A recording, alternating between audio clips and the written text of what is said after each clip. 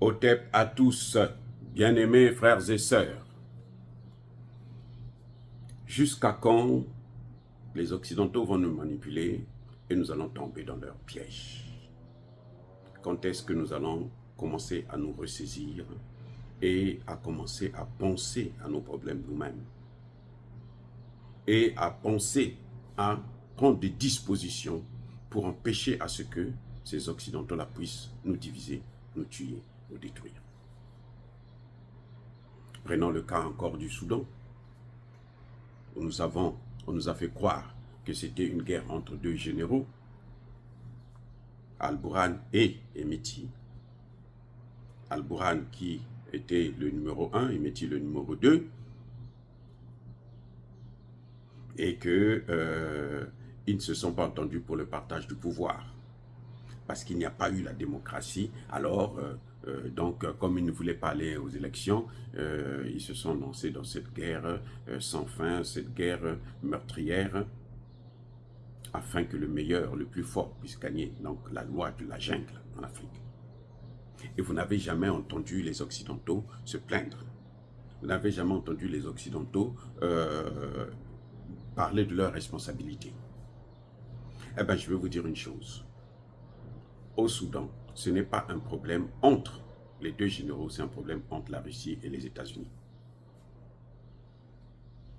Parce que la Russie avait obtenu un accord avec les deux généraux qui se battent. Les deux ont accepté que la Russie puisse avoir une base militaire au Soudan, à Port-Soudan, dans, comment vous appelez ça, la mer Rouge. Et les Américains qui veulent contrôler le monde, parce qu'on leur a dit, est-ce qu'ils ont soi-disant une mission, je ne sais pas qui leur a donné ça, parce que je sais que Dieu n'a jamais accordé cette mission aux Américains, puisque ce sont les Américains qui nous ont pris en esclavage, ils nous ont colonisés, puisque vous le savez très bien que les Américains qui sont là, ce sont les descendants de ceux qui ont pratiqué l'esclavage. Vous le savez très bien. Je ne peux pas vous dire le contraire. Alors, qu'est-ce qui se passe donc? Eux, ils pensent que l'Afrique leur appartient. Vous voyez comment, avec Africom, comment ils sont en train de forcer la porte? Ils ont échoué. Hein? Ils ont échoué. Il n'y a pas que la France qui a échoué. Les États-Unis ont échoué. D'ailleurs, la France elle-même, c'était le caniche des États-Unis. Donc, quand l'envoyé échoue, c'est parce que son maître a échoué. Ils ont échoué dans la lutte contre le terrorisme notamment. Et maintenant, ils vont dans des pays où il n'y a pas de terrorisme. La Côte d'Ivoire, il n'y a pas de terrorisme. La Mauritanie, il n'y a pas de terrorisme. La Mauritanie accueille des terroristes qui vont faire poser leurs actes ignobles au Mali. Mais il n'y a pas de terrorisme au Mali et en Mauritanie. Il n'y a plus le terrorisme en Algérie. Mais ils veulent quand même avoir des bases militaires. Il n'y a pas le terrorisme au Maroc.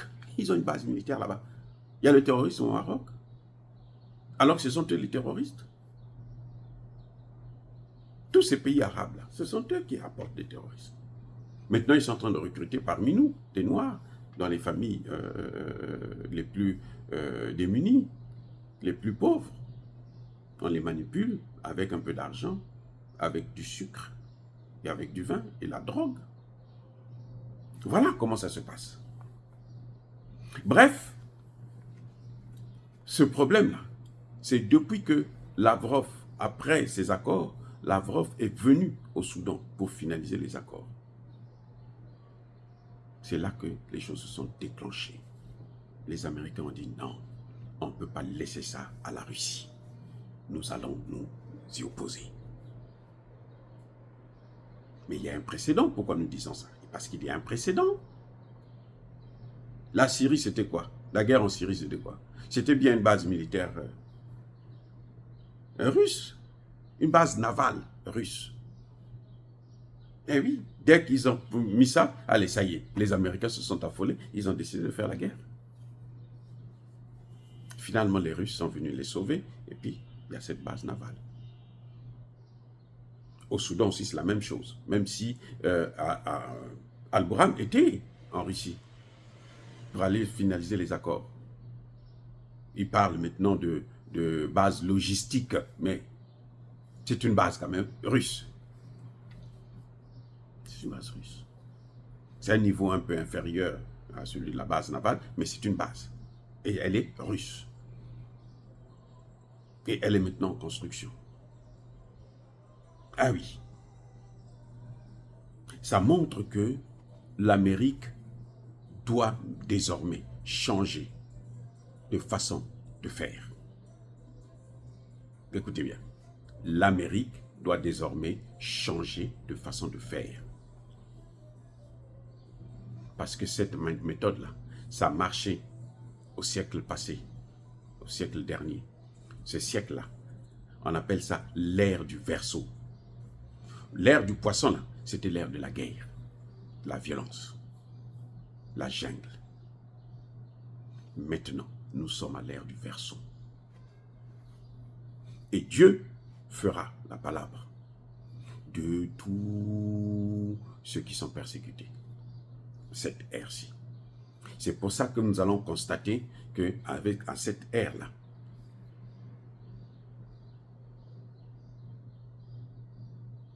avant qu'on en arrive à l'an 2200, toutes ces puissances hégémoniques coloniales vont chuter. Mais elles vont avoir la chute, elle sera catastrophique. Si elles ne prennent pas des mesures maintenant pour amortir le choc, parce que tout empire finit par périr. Et oui. Ils ne peuvent pas continuer à faire la guerre à des gens qui ne vous ont rien demandé. À des gens qui ne vous doivent rien. À des gens qui vous ont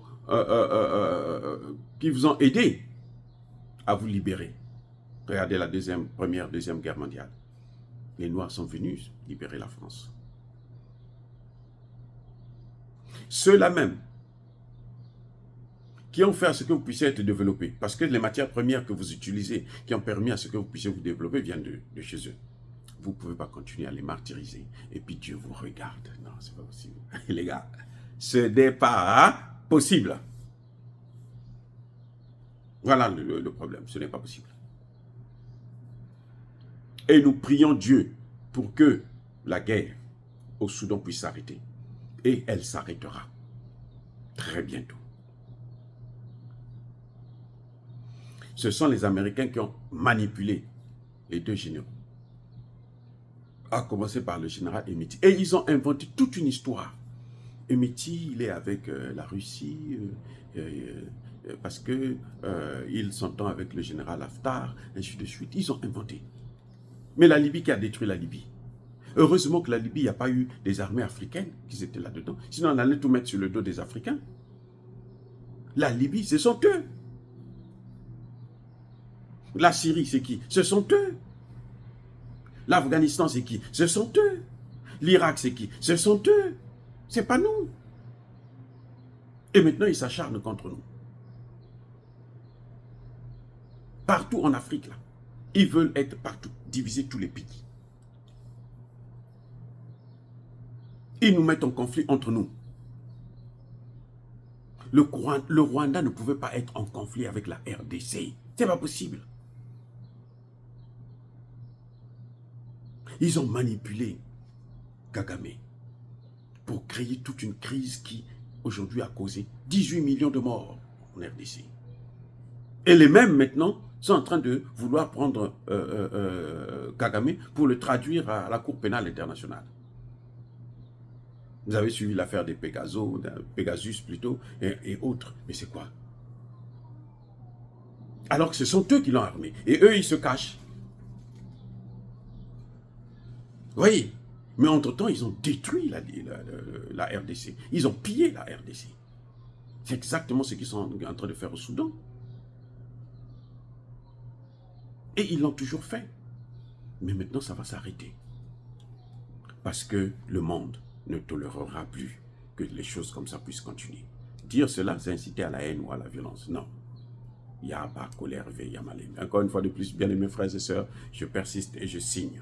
Soyez bénis, abondamment bénis par le Dieu des Kémites et par nos ancêtres angélisés.